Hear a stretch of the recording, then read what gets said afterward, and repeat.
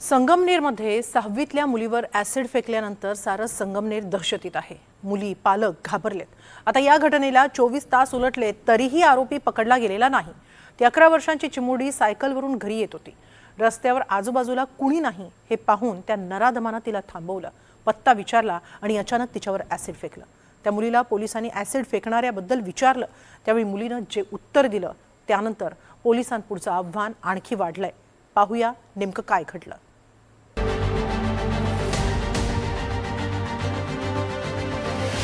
6वीतल्या चिमुरडीवर acid attack.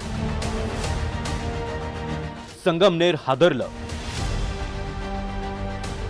पत्ता विचारण्याच्या बहाण्यानं मुलीला थांबवलं, ॲसिड फेकलं, हल्लेखोर फरार। या चिमुरडीवर संगमनेर मधल्या हॉस्पिटलमध्ये सध्या उपचार सुरू आहेत। तिचं वय अवघं 11 वर्ष। वडगाव पान परिसरात राहणारी ही मुलगी, तिच्यावर एका अज्ञातानं ॲसिड फेकलंय। मंगळवारी ही मुलगी शाळेत गेली होती। घर ते शाळेमध्ये जवळपास 2 ते 2.5 किलोमीटर इतकं अंतर आहे। सकाळी 11:30च्या सुमारास शाळा सुटल्यावर सायकलवरून घरी परतत होती। या मुलीबरोबर तिच्या मामाच्या 2 मुलीही होत्या। मात्र तिघींमध्ये बरंच अंतर होतं। रस्त्यावर कुणीही नाही हे पाहून पत्ता विचारण्याच्या बहाण्यानं एकानं तिला थांबवलं। मुलगी थांबताच तिच्या चेहऱ्यावर ॲसिड फेकलं। ॲसिड फेकल्यावर मुलीच्या उजव्या डोळ्याजवळचा भाग भाजलाय। तशा अवस्थेतच ती मुलगी जवळच्या वस्तीमध्ये पोहोचली। तिथल्या महिलांनी या मुलीचा चेहरा पाणी मारून स्वच्छ केला, पण चेहऱ्याची जास्त आग होत असल्यानं तिला रुग्णालयात हलवण्यात आलं।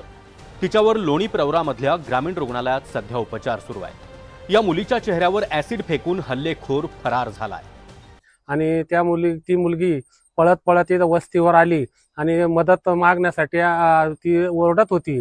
आणि मग आमच्या मिसेस सविता निगुते आणि शेजारी आमच्या राहणाऱ्या मनीषा गुंजाळ यांनी त्या मुलीला धरलं आणि तिचा चेहरा धुण्याचा प्रयत्न केला। पाण्याने चेहरा धुतला, परंतु तिला खूपच त्रास होत होता। आणि मग त्यानंतर त्या मुलीला आम्ही इथं जवळच जंबूकर हॉस्पिटलला घेऊन गेलो। या चिमुरडीचा चेहरा 7% भाजलाय। सध्या तिची प्रकृती स्थिर आहे। तुला आठवतं? अच्छा, तू ओळखीत पण नाही त्याला? तू घरी चालली होती, त्याने काही विचारलं असेल ना तुला? काय विचारलं?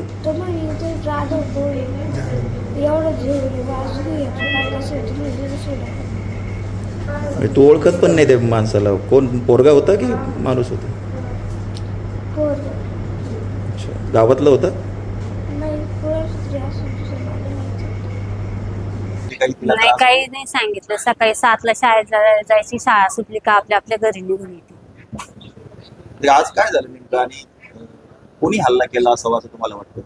आता कोणी हल्ला केला हे काही सांगू नाही शकत अजून आपण, पण ज्यानं केलं त्याला शिक्षा झालीच पाहिजे।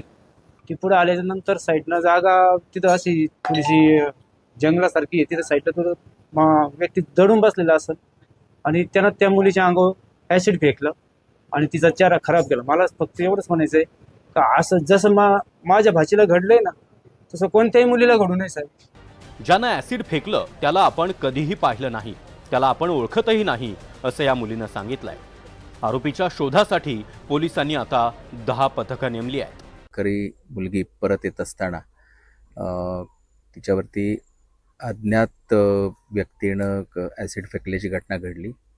त्यानंतर संगमनेर तालुका पोलीस ठाण्यामध्ये BNS 124(1) प्रमाणे गुन्हा नोंद करण्यात आलेला आहे आणि आरोपीचा आम्ही शोध घेत आहोत। 11 वर्षाच्या मुलीवर ॲसिड फेकल्यानं संपूर्ण संगमनेर हादरलाय। ग्रामस्थांनी ॲसिड हल्ल्याच्या निषेधार्थ रास्ता रोको केला आणि जर नाही झाली तर आम्ही यापुढे आता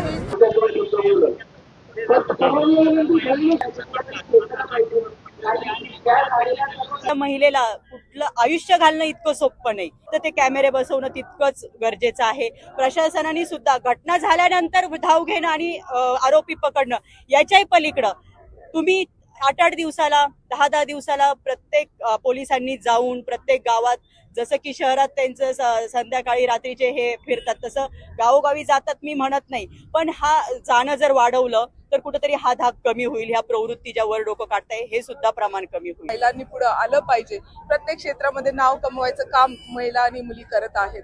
त्यावेळेस आपल्याला अशी काही घटना बघायला भेटणं हे अतिशय दुर्दैव खरं आपल्या सगळ्यांचं आहे. ती मुलगी म्हणजे आयुष्य तिचं निघायचंय, तिचा चेहरा जळालेला आहे, तिचा डोळ्याच्या अवतीभवतीची कातडी जळालेली आहे, ती पुढे कसं तिचं जीवन जगणार आहे हा प्रश्न पडतो ना. अहिल्यानगरमध्ये चिमुरडीवर झालेल्या ऍसिड हल्ल्याचे पडसाद विधानसभेतही उमटल्या. ऍसिड हल्ल्यामुळे मुलीचे डोळे जाण्याची भीती नाना पटोले यांनी व्यक्त केली आहे. ही 11 वर्षाची मुलगी, तिचे डोळे पण जाण्याची भीती आहे. अध्यक्ष महाराज, खाजगी दवाखान्यामध्ये त्या पोरीला भरती केलं गेलेलं आहे. तिचा चेहरा पूर्ण खराब झालेला आहे. अध्यक्ष महाराज, तिचं आयुष्य बर्बाद होईल अशा पद्धतीची परिस्थिती त्या ठिकाणी आहे.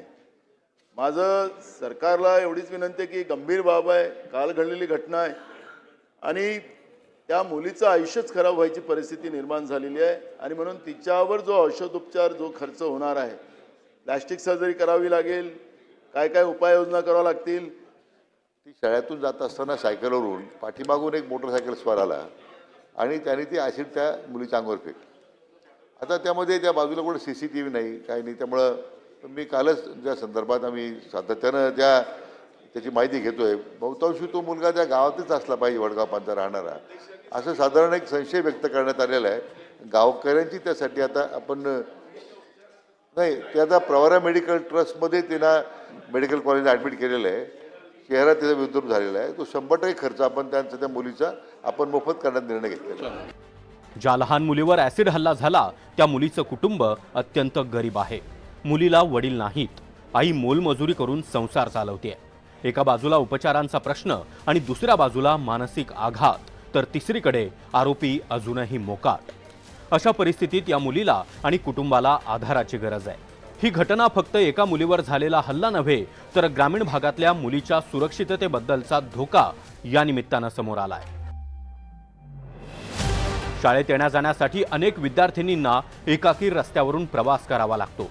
अशा वेळी शाळा परिसर, गावाबाहेरचे रस्ते, विरळ वस्तीचे भाग आणि मुलींच्या प्रवास मार्गांवरच्या सुरक्षेचं काय, हा प्रश्न आहे. सुनील दवंगे, NDTV मराठी, अहिल्यानगर.